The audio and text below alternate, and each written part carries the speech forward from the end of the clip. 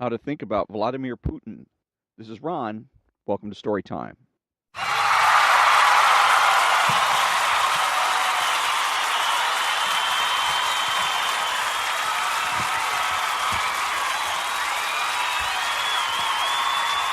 It, it is Saturday, the 27th of January, and I'm reading from an issue of Imprimis, and this particular article is titled How to Think About Vladimir Putin by Christopher Caldwell.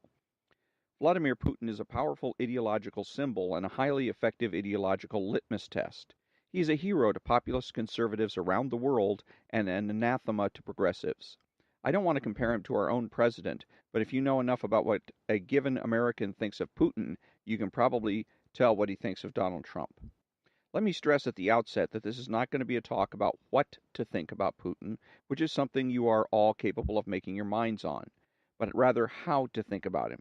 And on this, there is one basic truth to remember, although it is often forgotten. Our globalist leaders may have deprecated sovereignty since the end of the Cold War, but that does not mean it has ceased for an instant to be the primary subject of politics.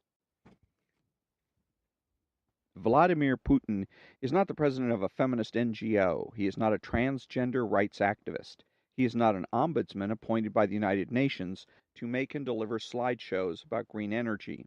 He is the elected leader of Russia, a rugged, relatively poor, military powerful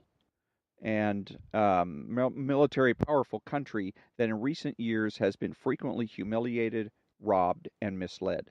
His job has been to protect the country's prerogatives and its sovereignty in an international system that seeks to erode sovereignty in general and views Russia's sovereignty in particular as a threat. By American standards, Putin's respect for the democratic process has been fitful at best. He has cracked down on peaceful demonstrations. Political opponents have been arrested and jailed throughout his rule. Some have even been murdered. Anna, the crusading Chechenian correspondent, was shot in her apartment building in Moscow in 2006. Alexander, the spy, poisoned with polonium-210 in London months later. The activist Boris Nemtsov shot on a bridge in Moscow in early 2015. While the evidence connecting Putin's own circle to the killings is circumstantial, it merits scrutiny. Yet, if we were to use traditional measures for understanding leaders, which involve the defense of borders and national flourishing, Putin would count as the preeminent statesman of our time. On the world stage, who can vie with him? Only perhaps Erdogan of Turkey. When Putin took power in the winter of 1999-2000, his country was defenseless.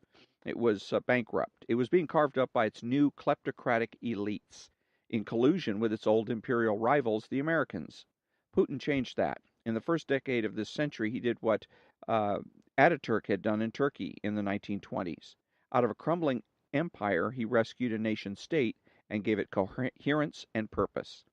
He disciplined his country's plutocrats, he restored its military strength, and he refused with ever blunter rhetoric to accept for Russia a subservient role in an American-run world system drawn up by foreign politicians and business leaders.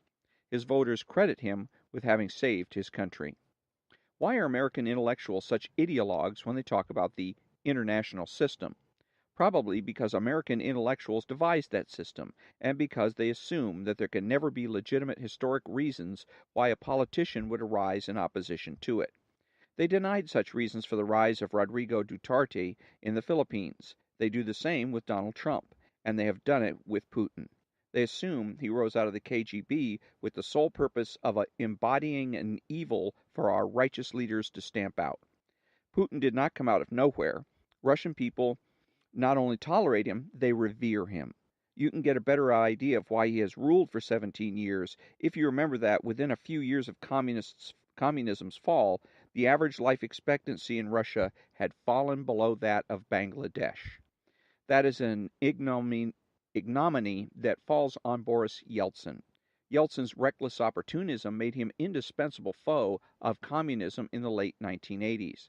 But it made him an inadequate founding father for a modern state.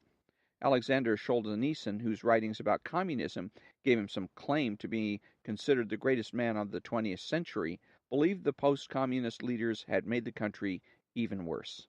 In the year 2000, he wrote, As a result of the Yeltsin era, all of the fundamental sectors of our political, economic, cultural, and moral life have been destroyed or looted.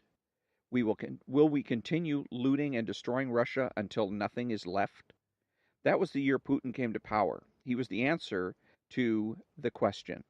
There are two things that Putin did that cemented the loyalty of the Russians. He restrained the billionaires who were looting the country, and he restored Russia's standing abroad. Let us take them in turn. Russia retains elements of a kleptocracy based on an oligarchic control of natural resources, but we must remember that Putin inherited that kleptocracy. He did not found it.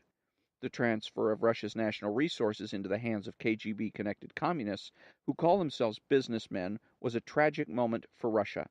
It was also a shameful one for the West. Western political scientists provided the theft with ideological cover, presenting it as, quote, transition to capitalism, unquote. Western corporations, including banks, provided the financing. Let me stress the point. The oligarchs who turned Russia into an armed plutocracy within half a decade of the downfall of the 1991 of communism called themselves capitalists, but they were mostly men who had been groomed as the next generation of communist nomenclatura. People like Boris Berezovsky, Vladimir Guzinsky, and Mikhail Khodorkovsky. They were the people who understood the scope and nature of state assets, and they controlled the privatization programs. They had access to Western financing, and they were willing to use violence and intimidation. So they took power just as they had planned to back when they were in communist cadre school, but now as owners, not as bureaucrats. Since the state had owned everything under communism, this was quite a payout. Yeltsin's reign was built on these billionaires' fortunes, and vice versa. Khodorkovsky has recently become a symbol of Putin's misrule because Putin jailed him for 10 years. Khodorkovsky's trial certainly didn't meet Western standards, but Khodorkovsky's was among the most obscene privatizations of all. In his recent biography of Putin, Stephen Lee Myers, the former Moscow correspondent for the New York Times, calculates that Khodorkovsky and fellow investors paid $150 million in the 1990s for the main production unit of the oil company Yukos, which came to be valued at about $20 billion by 2004. In other words, they acquired a share of the essential commodity of Russia, its oil, for less than 1% of its value. Putin came to call these people state-appointed billionaires. He saw them as a conduit for looting Russia, and sought to restore to the country what had been stolen from it. He also saw that Russia needed to reclaim control of its vast reserves of oil and gas, on which most of Europe depended, because that was the only geopolitical lever that it had left. And that is the end of part one of How to Think About Vladimir Putin. And it is adapted from a speech delivered on February 15th, 2017, at a Hillsdale College National Leadership Seminar in Phoenix, Arizona. And the speech was made by Christopher Caldwell, the senior editor of the Weekly Standard. Christopher Caldwell is a senior editor at the Weekly Standard. A graduate of Harvard College, his essays, columns, and reviews appear in the Claremont Review of Books, the Wall Street Journal, the New York Times Book Review, the Spectator, Financial Times, and numerous other publications. He is the author of Reflections on the Revolution in Europe, Immigration, Islam, and the West, and is at work on a book about post-1960s America. And this is from Imprimis, publication of Hillsdale College, March 2017, Volume 46, Number 3. And tomorrow I will be reading the remainder, part 2 of this particular article. And today is, by the way, the 27th, so tomorrow will be January the 28th.